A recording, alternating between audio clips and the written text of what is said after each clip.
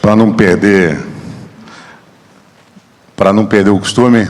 Bom dia, poliçada! Antes de eu começar, tem um vídeo que eu queria apresentar. Tá na agulha aí, DJ?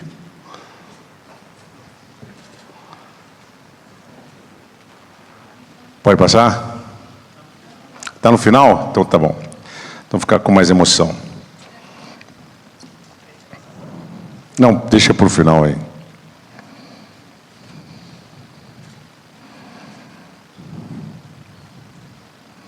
Então, passa aí o primeiro slide. Bom, contar para vocês um pouco da experiência lá no estado do Rio de Janeiro.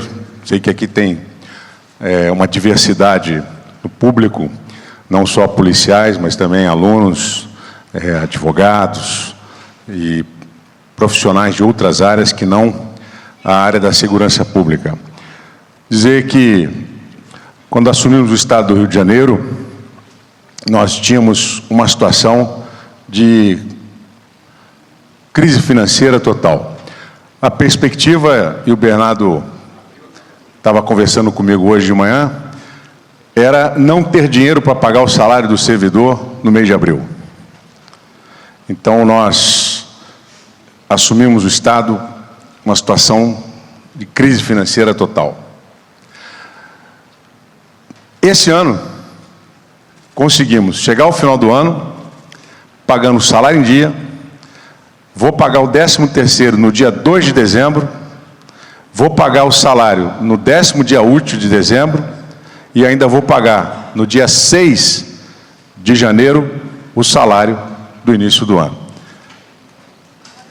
Para os servidores públicos que estavam com a dúvida se iriam receber o salário ou não, é uma grande esperança e alegria de ver que nós estamos conseguindo virar o jogo também na área econômica, financeira do nosso estado. Muita dificuldade, o país passa por dificuldades, mas nós estamos conseguindo virar o jogo também na nossa área econômica do estado. E encontramos um avanço territorial das facções criminosas. O crime estava já, general, nos bairros. Patrulhas de caminhonetes sendo feitas, de fuzis, bondes, livremente circulando pelos bairros. Na zona norte do Rio de Janeiro, assaltando restaurantes de fuzil. Temos cenas gravadas.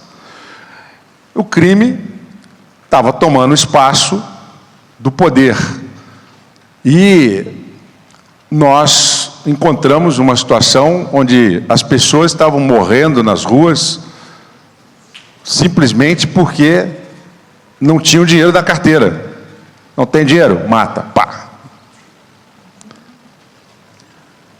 Antes da intervenção, eram mais de 5.000 homicídios por ano.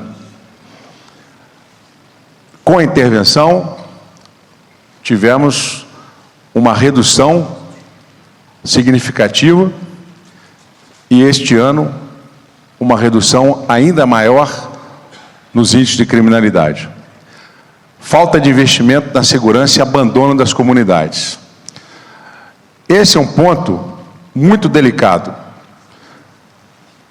O estado de São Paulo, Rio de Janeiro e outros estados da federação que eu tenho visitado, especialmente no Nordeste, a falta de preocupação urbanística é gritante. Apesar de ter o Estatuto da Cidade, apesar de nós exigirmos plano diretor, estou aqui com o prefeito de Jaguariúna, o Gustavo Reis. Já fez seu plano diretor lá, prefeito? Está fazendo, né? Olha aí. É muito difícil, porque é a falta de cultura até dos vereadores. Sem uma preocupação urbanística com as comunidades mais carentes, é o palco para se formar o ambiente propício para se instalar as facções criminosas, que usam como escudo essas sociedades para proteger os seus integrantes e proteger o seu comércio, que é o que acontece praticamente no Brasil todo. Então, passa aí. Medidas para reverter o quadro. O que nós fizemos no Rio de Janeiro? Primeiro, autonomia das corporações. Aí eu peço data máxima vênia para as opiniões divergentes, e eu sou o único governador de estado que tomou essa decisão. Fui muito criticado, porque há uma visão de que é preciso ter um órgão de integração. Aí eu digo sempre o seguinte: quem é o órgão de integração? Sou eu. Sou eu que coordeno a saúde pública do Estado. Sou eu que digo para o meu secretário de saúde aonde que nós vamos investir na reconstrução de hospitais na área da oncologia, aonde que nós temos que atuar na defesa da maternidade, da primeira infância. Então, eu estudei isso para ser governador. E eu tenho que dizer para o secretário de saúde onde é que ele vai agir. O secretário não faz da cabeça dele. Ele me ajuda, me auxilia, como Bernardo Barbosa, que é o controlador-geral de Estado, mas quando ele assumiu, eu dei as diretrizes para ele. Eu passei alguns anos estudando e me preparando para ser governador de Estado. Aliás, eu passei para defensor público, estava falando com a Raquel, passei para juiz federal estudando. A mesma coisa foi para ser governador do Estado. E essa é uma cultura que nós temos que difundir cada vez mais na política. Para ser político, precisa estudar. Por isso, a importância das nossas fundações. Fundação Ulisses Guimarães, que tem uma participação ativa na formação de líderes e do pensamento político do país. E é preciso que os partidos passem a ter essa responsabilidade. Então, eu estudei para fazer isso daqui. Estudei para poder dizer para o secretário de Agricultura do Estado que ele vai ter que aumentar o PIB da agricultura, pesca, pecuária do Estado do Rio de Janeiro, dos míseros 3% para 10%. O ano que vem nós vamos investir 100 milhões de reais na agricultura do Estado, pesca, pecuária, piscicultura, produção de leite, mas eu estudei.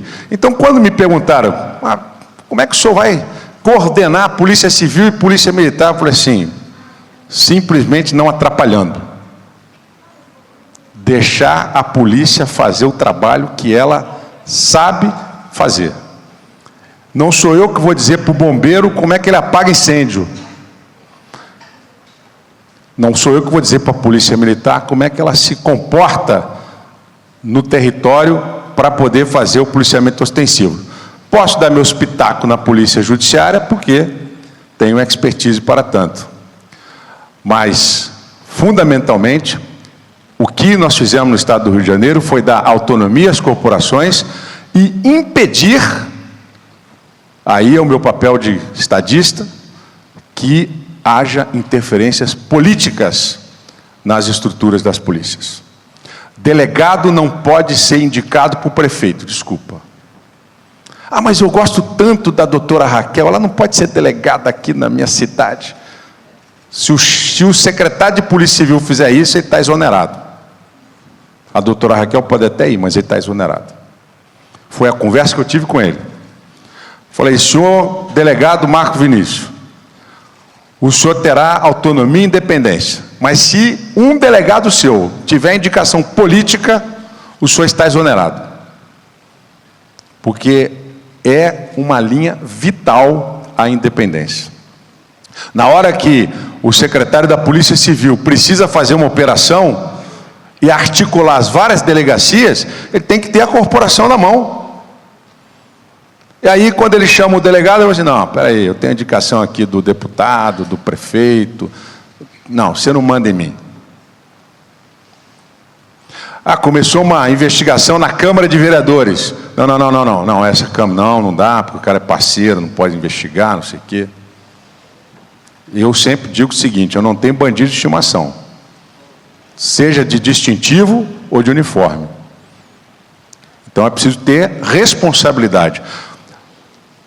Doutora Raquel, em seu nome, cumprimentar todos os policiais, fazer essa homenagem especial aos nossos servidores da segurança pública, para dizer que a polícia tem que ter a responsabilidade de que ela é uma instituição de Estado, é pilar da democracia, assim como as Forças Armadas o são, na defesa das nossas instituições, da nossa nação, contra uma agressão externa.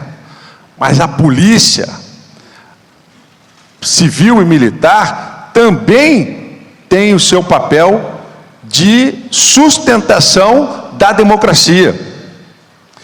E se nós não dermos a essas instituições, agora nas leis orgânicas que se pretende criar, a estrutura necessária para dar autonomia com responsabilidade, porque não adianta dar autonomia e ser irresponsável. É preciso ir ajustando para não extrapolarmos. Alguns ajustes vão ter que ser feitos agora na ação civil pública, eu defendo. Eu defendo uma outra visão do polo ativo de uma ação civil pública com base nas class actions do direito americano. É preciso ter uma fase de identificação do legitimado coletivo. O Ministério Público nem sempre é o legitimado coletivo por uma determinada ação civil pública. Então é preciso aperfeiçoar a democracia. Então, a democracia só se aperfeiçoa com mais democracia. E a polícia vai entrar nesse mesmo processo de aprimoramento. Eu digo sempre o seguinte: a Ordem dos Advogados do Brasil tem que ter a independência que tem, com responsabilidade, transparência. O Ministério Público, idem, independência. O membro do Poder Judiciário e os tribunais, a mesma coisa. E a Polícia Civil, que órgão de persecução, juntamente com a Polícia Militar, que é quem faz a prisão em flagrante, tem que ter as mesmas garantias. E é preciso colocar isso na lei orgânica. Vamos debater com profundidade.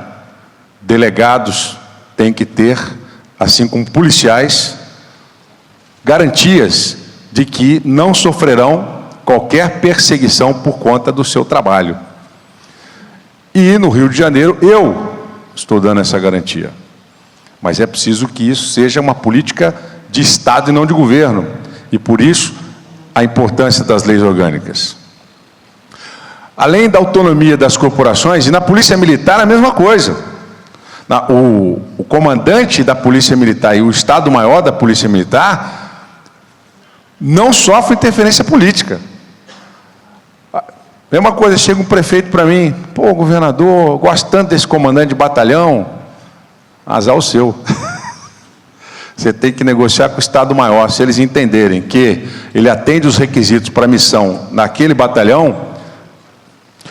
Chamei todos os comandantes de batalhão. Sentei no auditório e falei assim: o comando dos senhores é único e exclusivamente responsabilidade do comandante da Polícia Militar e do seu Estado-Maior. Se tiver dando errado, é ele que eu vou exonerar. Agora, se os senhores errarem, quem exonera é ele. A ele, os senhores devem obediência, respeito, hierarquia e disciplina. Resultado, nós vamos apresentar aqui. Não deixo ter interferência. General, imagina um comandante, um general de brigada, sendo indicado pelo Senado, na hora que tiver que fazer uma operação. Ah, não, espera aí, eu tenho que perguntar lá para o Senado, o comandante do Exército, o general Azevedo, dá um tempinho. Não funciona. E eu estou convencido de que as polícias ostensivas devem ser militarizadas. E agora eu estou propondo um aperfeiçoamento da superestrutura da Polícia Militar. como nós temos nas Forças Armadas. Da mesma forma, é preciso ter as polícias com uma superestrutura. Delegados experientes, que amanhã serão chefe de polícia ou secretário. Não pode ser qualquer delegado. Não que eu estou dizendo que o delegado não tenha qualificação para o exercício da profissão dele, tem, mas para exercer o comando da instituição. Assim como você não pega um juiz substituto e coloca presidente do tribunal. Você não pega um promotor recém-ingresso da carreira e bota para ser procurador-geral de justiça.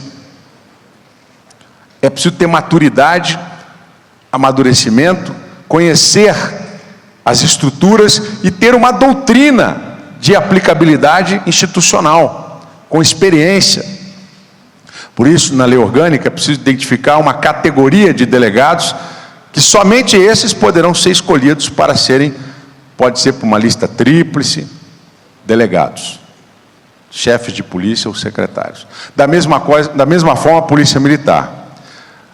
Quando o coronel está já num ponto de amadurecimento, 4 anos, ou 5 anos, ou 6 anos, ele já passou por vários comandos, ele vai embora. Nós perdemos a capacidade desse homem. Aí o coronel Aristeu, prematuramente aposentado, um homem de alta capacidade, fica tinindo aí para voltar para a ativa. Poderia ser um desses oficiais, semelhantes aos oficiais generais das Forças Armadas. A gente pode pensar melhor na denominação, etc., tem o maior respeito pelo Exército, mas é preciso ter essa estrutura, general Teófilo. Nós estamos perdendo doutrina e nós estamos perdendo uma capacidade de ter uma estrutura que funcione sempre com aquele patamar mínimo, podendo melhorar, aperfeiçoar, mas nunca regredir. E o que está acontecendo hoje? Um governador chega, pega um tenente-coronel que apoiou na campanha, promove ele a coronel, bota o cara comandante-geral da PM. Imagina, você é delegado começa com que classe aqui em São Paulo? Terceira. Pega um delegado de terceira, promove a especial, politicamente. Vai ficar... Mesma coisa, pega um juiz substituto, promove a desembargador. Como já vimos em alguns casos. Juízes com 5 anos de carreira, ser promovido a titular por merecimento, ser promovido a desembargador no ano seguinte, porque era filho de fulano. Então, aí, realmente, todo mundo fica muito, mas muito descontente, desapontado. Então, esse negócio aqui funciona? Posso passar aqui também, né? Apaguei tudo. Aqui. Então, veja bem. Não, volta um pouquinho, Ana, aquele outro, ou eu que passei. Aqui. Então, veja bem. A criação das 2 secretarias, a recuperação da capacidade institucional das polícias, ou seja, eles pegaram os cargos que tinham na Secretaria de Segurança Pública, fizemos a distribuição para dar a eles capacidade de operação. Resgate da autoridade estatal, eles passaram a ter um relacionamento direto com o governador, e máximo rigor no combate ao crime organizado e a valorização dos agentes. Valorização dos agentes. Policial militar hoje sai da escola de formação de policiais com a arma e com colete, novos, comprados para intervenção. Agradeço aí o Exército Brasileiro. Pistola Glock novinha, entrego na caixa para o policial.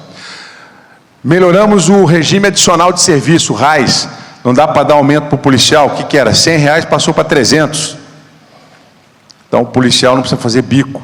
Ele vai, trabalha na própria polícia. Então, são questões que você foi estudando para valorizar o policial, para ele ter um pouco de ânimo para trabalhar. Né? Melhoria das estruturas dos batalhões, mandei reformar todos os batalhões, estão em agora projetos de reforma, o Exército deixou sinalizado isso, os batalhões todos desestruturados. Política de segurança do Estado, combate à máfia das milícias, e aí nós criamos o Departamento de Combate à Lavagem de Dinheiro ao Crime Organizado. A milícia, ela é uma máfia, ela está enraizada pela polícia, pelas câmaras de vereadores, e tem as suas raízes no poder. Então, é preciso uma investigação profunda para poder atingir a máfia das milícias. E ela atua nos bairros, atua cobrando pela internet, pelo gás, pela água. Então é um trabalho mais difícil, que não existia no Estado. Mas não era porque a polícia não queria investigar a milícia, porque ela não tinha essa estrutura. A DRACO, que é a delegacia encarregada disso, ela estava dentro da estrutura da Secretaria de Segurança Pública para poder ter o guardião dentro dela. E a gente já sabe, né, guardião com uso político, o que acontece. Nós temos aí 2 governadores que já sofreram, né, por conta, Pedro Táxi, por exemplo, foi um dos governadores que usou indevidamente as escutas telefônicas. Pelo menos a investigação que se iniciou com o então secretário de Segurança Pública. O uso indevido da inteligência para fazer a escuta indevida. E a polícia tem que ter a responsabilidade. O que nós fizemos? Colocamos o órgão de inteligência de volta para a polícia e a senha master do guardião na mão de quem? De quem está constitucionalmente autorizado a fazer o controle externo da atividade policial. Na mão do Procurador-Geral de Justiça. Foi entregue a ele. Pode auditar tudo, tanto da Polícia Militar, porque tem a Polícia Judiciária Militar, quanto da Polícia Judiciária Civil. O Ministério Público tem o controle externo do guardião. E check and balance, feito de acordo com o que manda a Constituição. Fizemos a qualificação e expansão de inteligência da capacidade investigativa, como acabei de falar, né, cada um tem o seu guardião, né, e eu quero dizer que apoio também a Polícia Penal da administração penitenciária, porque é uma polícia que precisa ter aquelas qualificações. Então nós estamos apoiando a implantação da Polícia Penal na administração penitenciária, eu vou falar sobre isso também, e ações para sufocamento das fontes de financiamento, combate à máfia da milícia. Então aqui nós criamos o Departamento de Combate à Lavagem de Dinheiro, que no Rio de Janeiro não existia. Não sei se aqui em São Paulo tem, mas nesse departamento nós colocamos algo em torno de 10 delegados, 70 policiais.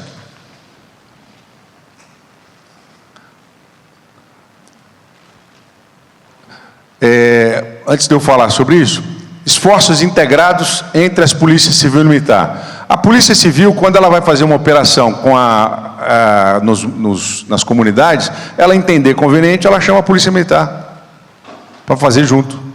Mas quem inicia a investigação para fazer a operação é a Polícia Civil, como a Polícia Federal. Se precisar, chama o Exército, chama a Marinha, a Aeronáutica, chama, né, apesar de não ser, obviamente, a função, mas é ela que toma a decisão ao apoio à operação.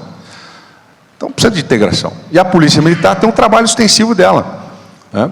A polícia tem a expertise necessária para poder fazer o policiamento. Quando a gente fala, por exemplo, vamos fazer um apoio da Polícia Militar, como foi o caso, por exemplo, dos militares do Exército, colocar os militares do Exército para dar apoio. Ajuda, o soldado fica lá de fuzil, mas ele não tem a formação. Nosso soldado da Polícia Militar, ele passa 1 ano no Cefap. General, eu fui lá assistir. Olha aí, o negócio é escovado, viu? A instrução é muito bem preparada, muito bem dada. Durante 1 ano ele fica ali estudando técnica de abordagem, estuda sobre inteligência, ele estuda direito penal, flagrantes, erro de flagrante. Então, é uma formação que a gente dá para o nosso policial militar e que tem agora aperfeiçoamento, porque nós estamos fazendo aperfeiçoamento dos policiais nos batalhões, que só a polícia sabe fazer. Não adianta. Está faltando policial, tem que aumentar o número de policial. Não adianta fazer a GLO, tanto que eu desisti da GLO no Rio de Janeiro. Em janeiro, nós perdemos 3.000 soldados do Exército, porque realmente o nosso trabalho com a Polícia Militar, recompondo a Polícia Militar, é muito mais adequado. A identificação e combate às células criminosas que atuam dentro das penitenciárias. Isso nós estamos fazendo porque o Gabinete da Intervenção deixou para nós investimento de 25 milhões de reais no maior centro integrado de comando e controle de um sistema penitenciário brasileiro. Tudo que entra dentro dos nossos presídios é verificado. Aquele raio-x de corpo, câmeras de reconhecimento facial, não passa nada. Então, hoje, dentro dos presídios do Rio de Janeiro, apesar da superlotação, talvez quase zero a presença de celulares. Porque muita gente sendo presa, inclusive agentes penitenciários, por conta da atuação da inteligência da polícia penitenciária, que é o que eu apoio agora. Bom, 391 agentes novos na Polícia Civil do Rio de Janeiro já foram nomeados. 765 novos policiais militares nas ruas. 1.200 novos praças da Polícia Militar em formação, que é para recompor o efetivo, e até o final do ano, 3.000 policiais. Ou seja, até o final deste ano, nós teremos, então, colocado 3.000 policiais nas ruas novos, que é para recompor aqueles 3.000 que nós perdemos. Com a GLO, que foi acertada a medida diante da necessidade de formação. E até 2022, 12.000 novos policiais militares serão contratados, e não está aqui, mas mais 1.000 policiais civis, entre delegados e agentes de polícia. O reequipamento das polícias foram 15.000 pistolas Glock, compradas pela intervenção, 4.710 viaturas, 14.000 novos coletes balísticos. Não é o suficiente, mas é um começo. Eu vou continuar comprando, porque nós temos hoje 45.000 homens, devemos chegar a 60.000 homens até 2022. A Polícia Militar fez 4.231 operações, coordenadas com os batalhões, totalmente independente, a polícia fazendo as suas operações. Qual foi a estratégia da Polícia Militar? Tirar do asfalto, limpar o asfalto. Então, hoje, os índices de criminalidade nas áreas turísticas do Rio de Janeiro, apesar das distorções da minha fala, mas são os mesmos da cidade de Nova York, da cidade de Paris, da cidade de Madrid. O problema está nas comunidades. E digo mais, os índices de criminalidade que nós temos hoje, no Rio de Janeiro, são melhores do que 6 capitais dos Estados Unidos, inclusive Washington. Para desmistificar essa violência que dizem que existe demasiada no estado do Rio de Janeiro e até no Brasil. Porque São Paulo tem um índice menor do que o Rio de Janeiro. Nós estamos hoje perdendo apenas para São Paulo. Então, nós precisamos comunicar isso para o mundo, porque nós não podemos continuar recebendo 6 milhões de turistas por ano. Nós temos que estar recebendo 50 milhões de turistas por ano. Mas aí uma pauta que tem outros detalhes que precisa ser dito, mas o primeiro é a segurança pública. Então, é preciso, né, que as polícias tenham a capacidade de fazer as operações, tirou do asfalto, levou para dentro da comunidade. Então, eles têm um mapa estratégico dessa atuação. A Polícia Militar do Rio de Janeiro sabe quais são os comandos que tem em cada morro e quantos fuzis aproximadamente tem em cada morro, para poder dosar a sua capacidade operacional. Então, é muito difícil qualquer outra instituição fazer esse trabalho da polícia. Então, o que nós precisamos é aperfeiçoar cada vez mais a Polícia Militar, para que ela possa reduzir sensivelmente nas comunidades agora a quantidade de fuzis e drogas que entram e chegam até aquela comunidade. A nossa meta principal é reduzir a quantidade de fuzis, porque aí a guerra reduz substancialmente e a gente parte. Nós temos que ter estratégia. Qual a primeira estratégia nossa? É reduzir a quantidade de fuzis. Droga vem, evidentemente, no atacado, mas o objetivo principal hoje é tirar os fuzis de circulação e prender aqueles que são pertencentes a esse exército. Nem sempre é possível, diante do confronto eles estão morrendo muito. O índice de letalidade aumentou? Aumentou, porque nunca se combateu tanto o crime organizado no Estado como está se combatendo hoje. 7.215 armas diversas de fuzis apreendidas. 468 fuzis apreendidos, sem contar os fuzis da Polícia Rodoviária Federal, que têm sido apreendidos também, mais de quase 100 e tantos fuzis apreendidos. Então, o resultado é esse. Só que nós temos ainda 5 mil, segundo dados da inteligência da Polícia Militar, nas comunidades. É muita coisa para combater um exército com 5 mil fuzis, realmente. E aí, eu tenho dito, com todo respeito, que o governo federal precisa, junto ao Conselho de Segurança da ONU, exigir que a indústria armamentícia tenha mais responsabilidade. O general Teófilo mostrou, esses fuzis estão vindo de fora. E eu vou dizer mais, general, eu tenho informação da própria Polícia Rodoviária Federal de que o porto de Paranaguá, a arma entra para ir para o Paraguai ou para Bolívia e nem chega ao Paraguai. Ela já, dentro do estado do Paraná, já é desovada e segue para o tráfico interno. Então, a gente tem que tomar medida em relação a isso, né? Nós temos que agora criar uma estrutura para isso.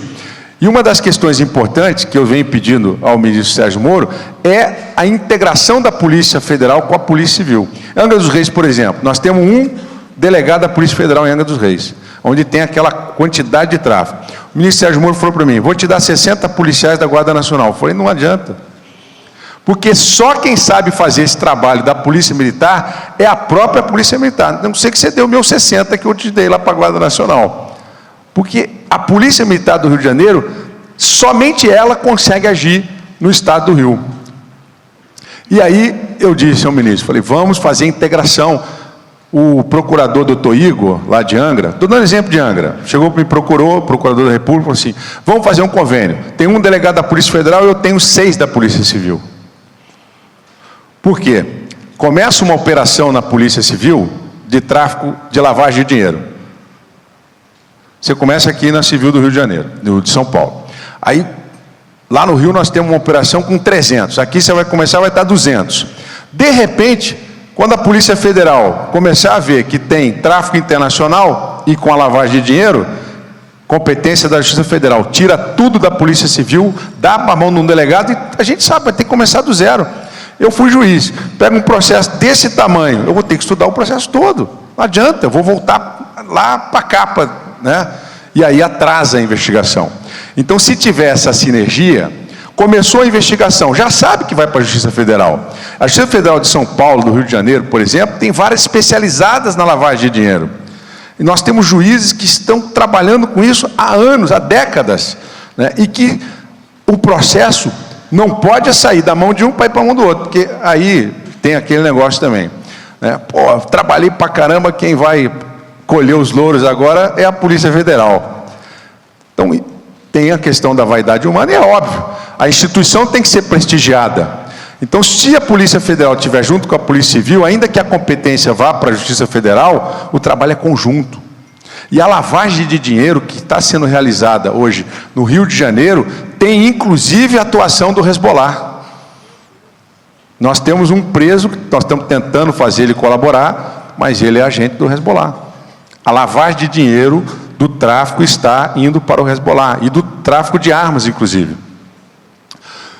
377 milicianos apreendidos, recorde. 34 toneladas de drogas apreendidas, só da Polícia do Rio de Janeiro. 60,4% na elucidação dos crimes. E aí a estruturação do Departamento da Polícia Civil de Combate à Lavagem, a reorganização da polícia por ela mesma, sem interferência política, a integração da polícia com o Ministério Público de forma respeitosa, e criou-se o Tribunal de Justiça, uma vara especializada de lavagem de dinheiro, combate ao crime organizado, uma vara com 5 juízes, para que dê mais celeridade à decisão, não importa onde esteja o fato criminoso, no Estado, mas aquela vara vai ser a responsável, foi criada agora no TJ do Rio. Então, 60% na elucidação dos casos. Homicídio aumentou muito diante da estruturação das delegacias de homicídio. Tivemos aquele encontro no Rio de Janeiro, né, o primeiro encontro de delegados responsáveis por delegacia de homicídio do país. Primeiro, tem que fazer muitos, né? Mais de 50 milhões de reais. Isso aqui não existia no Rio de Janeiro. Quando eu fui fazer o meu laboratório para estudar o programa de governo, eu fui na delegacia, terceira delegacia, doutor Edu. Trabalho maravilhoso do Edu. Tinha toda a pirâmide do crime organizado nos morros. Eu falei, bacana, cadê a pirâmide dos financiadores desses que estão aqui no seu mapa? Ele falou assim, governador, eu não sei fazer isso. Não sei investigar lavagem de dinheiro. Não tem instrumento, não tem estrutura. Nós compramos computadores, compramos software, fizemos aproximação com o Ministério Público, com o Big Data. Hoje, todo delegado da Polícia Civil do Rio de Janeiro começou a entender o que é investigar a lavagem de dinheiro. Estudou o operacional, tem que ter o financiador. E o financiador está por ali. É empresa disso, empresa daquilo. Tem que financiar o dinheiro, tem que lavar o dinheiro para botar na rede, no sistema financeiro, para chegar até o fornecedor. Então, é isso que está faltando no Brasil. Sem isso, nós vamos continuar enxugando gelo, batendo recorde de apreensão de droga. Quando a gente acha que a gente está apreendendo muito, não dá nem 10% da quantidade de droga que está entrando, nem de fuzis. Pegamos 400 fuzis, tem 5 mil. É a conta que eu faço. Por isso que eu digo, não adianta falar, bati recorde esse ano. Esquece, você está pegando 10%. Que a Bolívia, a Colômbia, o Paraguai estão produzindo pra caramba. Peru. É um negócio deles. Por isso, a necessidade de se debater isso no Conselho de Segurança da ONU com mais seriedade. A América Latina está explodindo por vários aspectos. Um deles é essa desestruturação do comércio ilícito de drogas e armas. Menor número de homicídios dolosos em 28 anos. Trabalho da Polícia Militar desarticulando as facções, tirando de circulação armas, 7 mil armas, 400 fuzis. E os criminosos estão com medo, porque eles estão percebendo que o homicídio está virando processo e prisão. Então, todo a estrutura que está se movimentando para reduzir os homicídios, que está caindo no Brasil como um todo, porque em vários estados brasileiros, como Goiás, por exemplo, que está lá o Rodney, né? Rodney Miranda, tem a consciência de que precisam mudar alguma coisa. Então, essa mudança de mentalidade dos profissionais da segurança pública, com a maior liberdade de ação das polícias, está dando resultado no Brasil todo. Mas ainda é muito pouco, porque daqui para frente a gente está batendo num ponto de estrangulamento. Para avançar com as estruturas, a gente precisa mudar essas questões que eu acabei de mencionar. Maior independência, despolitização, integração entre as polícias, estruturação de departamento de lavagem, equipamentos, software.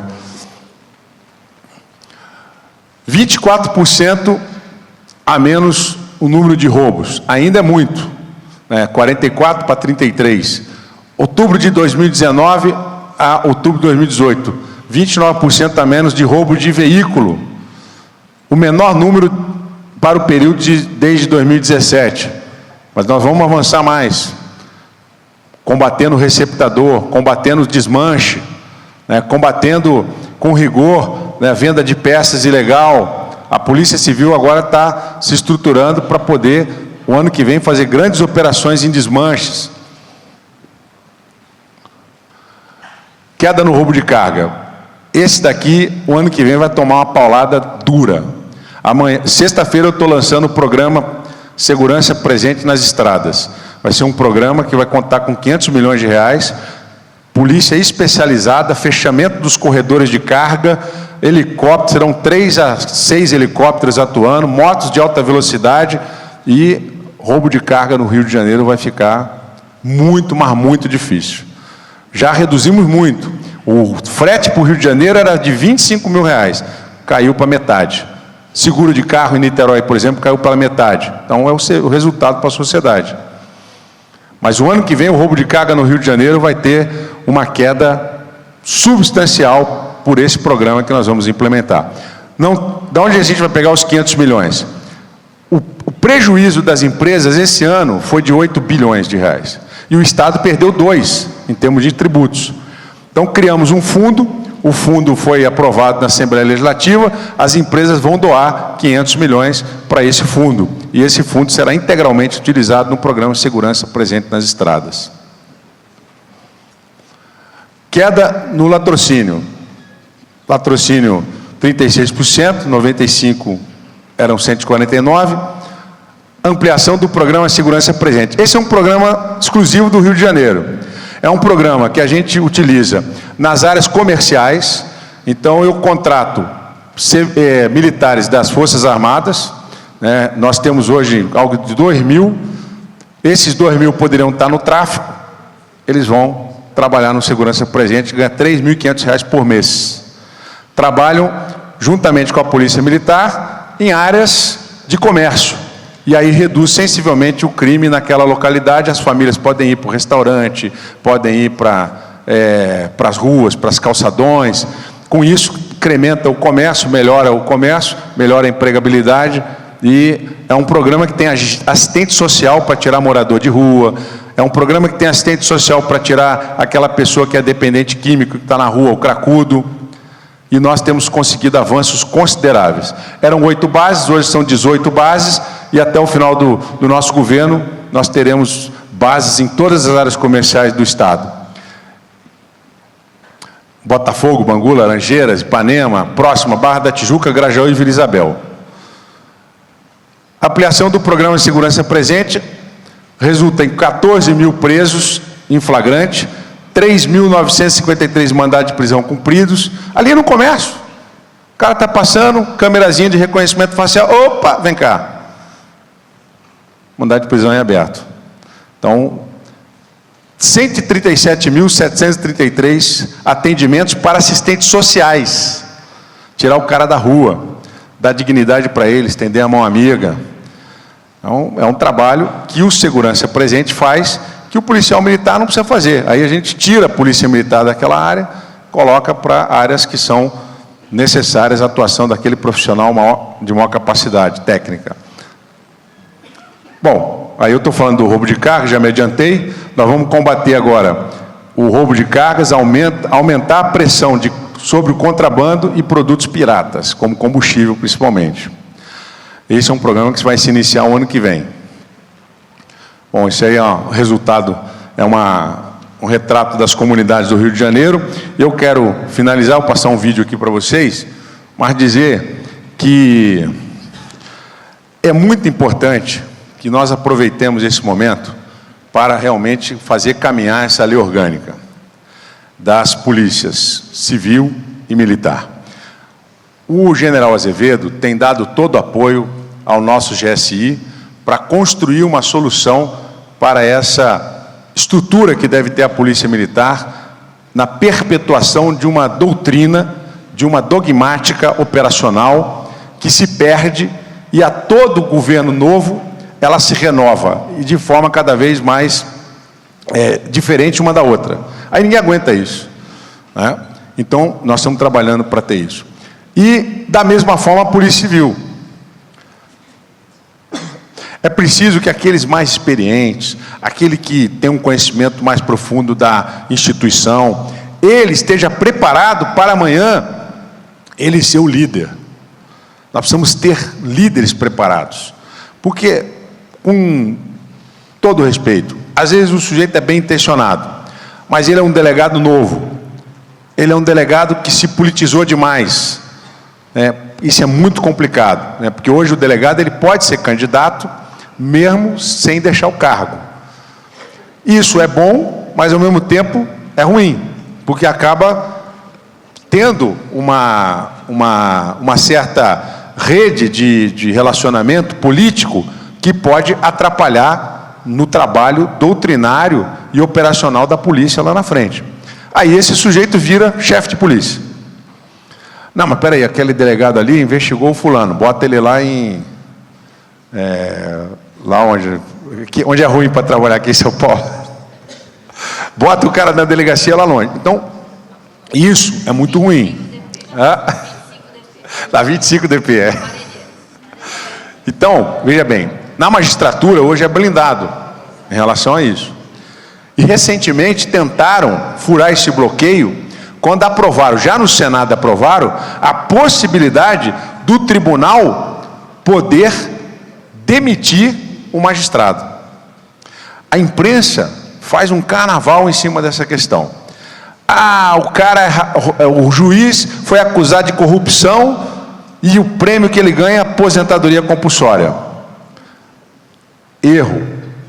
A aposentadoria compulsória é uma primeira medida, mas é uma medida protetiva do sistema, porque se você permitir que os próprios juízes, desembargadores, demitam o juiz, você está ferindo aquela garantia da inamovibilidade do magistrado. É uma garantia da independência e da inamovibilidade do magistrado. Porque, às vezes, demitir é uma forma que você tem de parar aquilo que ele está fazendo.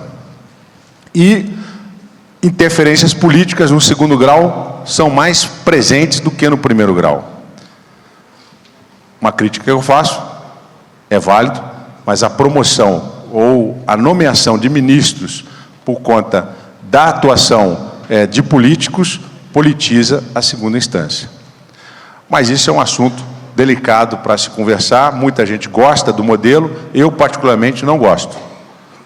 A ocupação de membros dos tribunais superiores por indicações políticas é algo, exceto a Suprema Corte, é algo que me preocupa, em todos os tribunais. Mas não se pode permitir que isso aconteça no Ministério Público, na polícia. E na polícia, hoje, totalmente aberta, né, as portas para a interferência política. Então, aperfeiçoar o modelo é algo que vai dar trabalho, vai exigir um esforço político muito grande, mas eu quero que vocês saibam que vocês contam comigo, né? No momento, eu acho que essa é uma pauta prioritária, mas não é a pauta prioritária do Congresso. A pauta prioritária do Congresso hoje e do governo são as PECs do ministro Paulo Guedes, do Pacto Federativo, a reforma tributária e a reforma administrativa. Essas são as pautas hoje prioritárias do Congresso. A segurança pública e o pacote anticrime, que tem apresentado aí uma certa preferência também. Agora, é preciso entender que a pauta da segurança pública também é prioritária, porque não adianta aprimorar o modelo do sistema do direito penal e do Código de Processo Penal se não tiver quem execute. Então, tem que caminhar junto. Então, conta com o meu apoio. Eu quero dizer que precisa fazer um aperfeiçoamento ainda nessa lei orgânica, no meu ponto de vista. Não é preciso ter uma superestrutura para poder dar perenidade ao pensamento e à experiência, para não ser destruída numa outra gestão. Para isso tem que ter uma política de Estado e não de governo, e para blindar isso tem que ter uma superestrutura.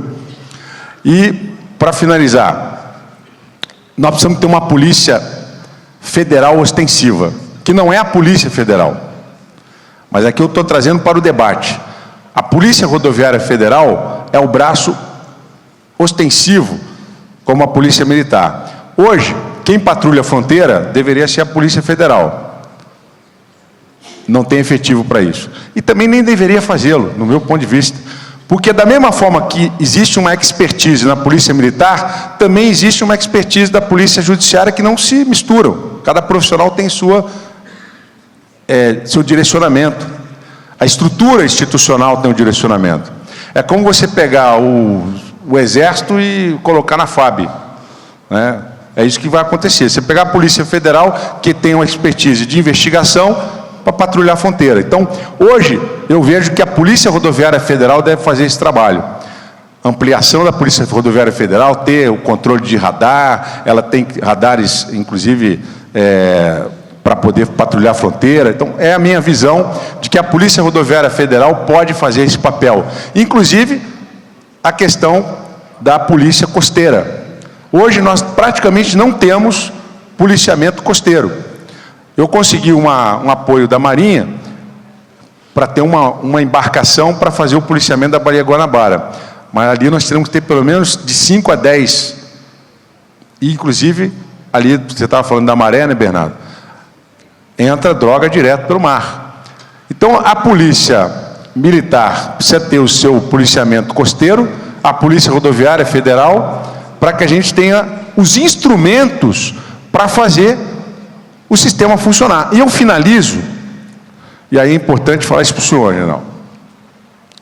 O nosso modelo penitenciário, ele é um modelo que dificulta a construção de novos presídios. Hoje, se chegar para o prefeito, né, nosso prefeito ali, fala assim, prefeito Gustavo Reis, posso construir um presídio na sua cidade? Ah, que isso, prefeito? Pô, você não está colaborando. Deixa eu botar uns 500 presos lá, pô. Vai trazer a família do preso, vai trazer... Pô. Hã? Aí, é isso.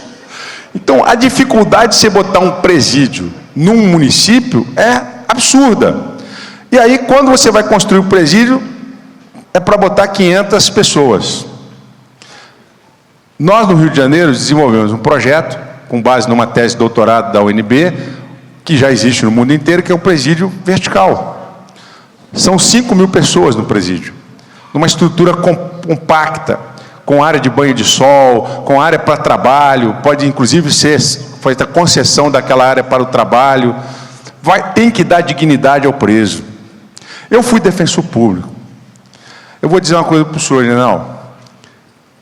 Não estou aqui defendendo a teoria lombrosiana, mas o sujeito que vai para o crime, ele opta por ir para o crime. Não é pobreza, não é riqueza.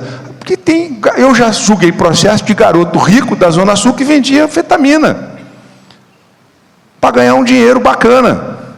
O cara rico. O que faz o sujeito praticar o crime é a vontade que ele tem de ter dinheiro fácil, de ter poder. E é uma característica da pessoa. Não estou aqui sendo lombrosiano, mas é uma característica da pessoa. Eu fui defensor público, eu fiz centenas de tribunais do júri, eu fiz milhares de ações penais na Defensoria Pública da Baixada Fluminense. É nítido que o cara que vai para o crime, ele largou o emprego para ir para o crime. Mas por que você largou o emprego? Porque eu estava de saco cheio de cumprir horário. No crime eu faço meu horário. Eu assalto a hora que eu quero. Eu ouvi isso. Então é uma característica da pessoa. Muita gente que mora na favela estuda. Aí o meu amigo, o Fachel, o meu amigo Fachel fala assim: governador, você tem que botar a saúde nas comunidades. O que falta na comunidade é estrutura urbana, é saneamento. Isso, infelizmente, falta muito. É saneamento, é o arruamento, é o número da casa, é o título de propriedade. Agora, o sujeito sai dali, tem escola, tem o posto de saúde, tem assistência social. O problema das comunidades hoje é a desordem urbana, mas no entorno das comunidades, e muitas vezes dentro das comunidades, tem creche, tem casa, posto de saúde. O problema de quem vai para o crime é uma opção, quer dizer, não é nenhum problema. Eu identifico sim, quem vai para o crime é uma opção dele. Vou ganhar um dinheiro fácil. E muitas vezes você oferece. Eu tenho os pastores que trabalham com a gente hoje na Secretaria de Trabalho, que são militantes do PRB. O PRB é um partido vinculado à Igreja Universal, a militância, não tem identidade, mas a militância é da Igreja Universal, e eles fazem esse trabalho na comunidade. Muitas vezes pergunta para o jovem: você quer sair? Eu te arrumo um emprego. Não, quero ficar. Tráfico é minha vida.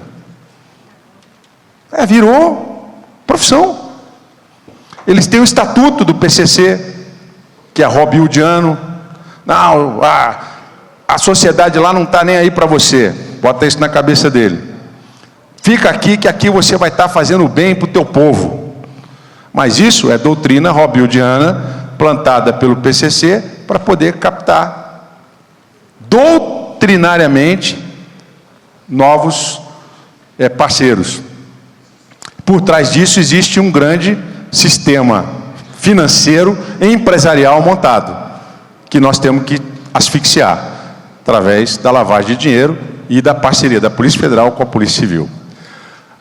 É só assim que a gente vai conseguir reduzir essa criminalidade.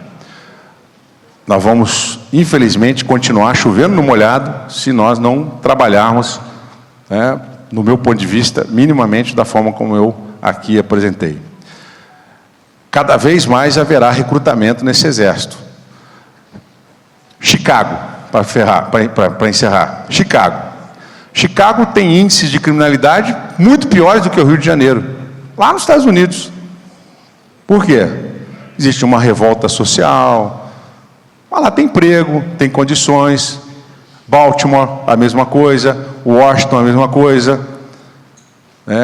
Orlando tem problemas sérios. O prefeito de Miami esteve comigo falando como que eles conseguiram resolver o problema da criminalidade lá. O pai dele, o pai do prefeito Francis, que já foi prefeito de Miami, trabalhou de forma a dar condições para a polícia asfixiar o crime organizado, porque se tem demanda, se tem oferta, tem demanda. Se tem oferta de emprego no tráfico, vai ter gente que vai querer trabalhar. Bom, já ocupei demais o meu espaço, queria fazer essa apresentação do nosso programa de governo no Rio de Janeiro, me colocar à disposição para que a gente possa avançar nessas pautas, dizer que eu também vejo que a segurança pública é uma profissão diferenciada. Nós não podemos tratar desiguais de forma igual. Nós temos que tratar os desiguais para poder igualar. E a polícia militar é uma atividade diferenciada. A polícia civil não é fácil dar plantão, não é fácil você ter um trabalho tão desgastante quanto esse, que é passar 30 anos numa instituição como essa. É tempo suficiente para que o Estado faça a esse servidor uma grande homenagem de despedida, para que ele possa descansar, para que ele possa aproveitar o resto da vida. A média de vida dos policiais é em torno de 65, em alguns estados chega a 70 anos. São pessoas que sofrem demais com a função. Então, é preciso ter uma aposentadoria diferenciada. Não dá para fazer reforma em cima de uma profissão que tem tantos desgastes, e é uma responsabilidade do Estado. Eu tenho algumas restrições em relação a mudanças na previdência das polícias militares, da Polícia Civil, para preservação da rigidez mental desses profissionais, como também da pensão dos seus supérstites. Não acredito que seja razoável você prejudicar a família do policial, porque está constantemente submetido a risco. E, com todo respeito, eu sei que a gente precisa de receita, sei que a gente tem dificuldade, eu tenho isso no meu Estado, mas eu tenho um compromisso com os membros da magistratura, do Ministério Público, porque conheço a profissão, conheço o trabalho dos policiais. Eu não implantarei a alíquota de 22% para esses profissionais, porque entendo que a carga tributária é muito pesada. 27,5 com mais 22 é realmente praticamente confisco. Nós temos que encontrar outras formas de financiamento. Nosso maior problema hoje é a receita. Enquanto nós não conseguimos melhorar a receita do nosso país, do nosso estado, dos nossos municípios, nós vamos ficar sempre olhando para a despesa e cortando aquilo que não dá para cortar. Porque fazer a reforma administrativa, eu concordo. Você pode, numa empresa, estar com dificuldade e manda o cara embora, o que é uma desgraça. Mas, no Estado, você vai mandar quem embora?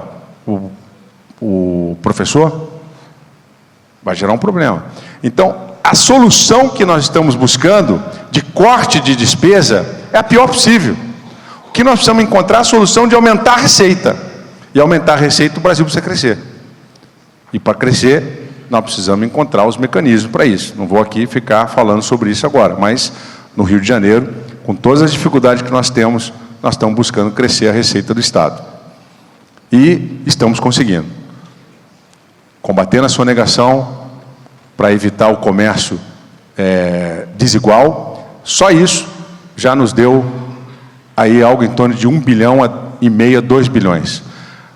E acredita-se, com o modelo que nós vamos implantar eletrônico ano que vem, o modelo de pagamento eletrônico, até na padaria, acredita-se que nós vamos conseguir em 3 anos, algo em torno de 20 bilhões de reais de sonegação. Porque há uma cultura da sonegação. E aí desequilibra o jogo. E ninguém consegue fazer um planejamento adequado da malha tributária. E por isso que nós precisamos ter capacidade de entender esses mecanismos. A dívida pública da União, por exemplo, do Estado, do Rio de Janeiro, não é incobrável. Por quê? A execução fiscal é a mesma de 20 anos atrás. E nós não conseguimos fazer com que a execução fiscal funcione. Eu fui juiz de execução fiscal. Não funciona. A Lei 6830 já era. Precisa aperfeiçoar. Então, esses são os mecanismos que nós temos que fazer. Quando eu fiz o meu estudo, encerrando aqui, sobre execução fiscal, em 2005, a dívida da União era de 600 bilhões. Hoje está em 1 trilhão e 700 bilhões. 13 anos depois. Por quê? Não precisa pagar, não tem como cobrar. O cara monta a empresa, abandona aquela empresa com 5 milhões de dívida fiscal, abre outra igualzinha, passa aquela empresa para um laranja e o juiz, ainda assim, a jurisprudência entende que o contrato de cessão das cotas interrompe a responsabilidade fiscal. Eu nunca fiz isso. Considerava grupo econômico, desconsiderava a personalidade jurídica e executava todo mundo. Então, essa é a visão que tem que mudar, porque fica fácil, é um jogo de gato e rato.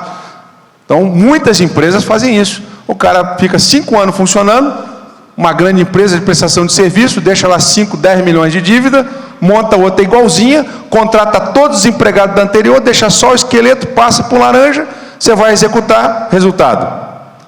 Não encontra bens, o laranja é pedreiro, é empregada, e o juiz acha aquilo razoável, porque a jurisprudência assim fixou.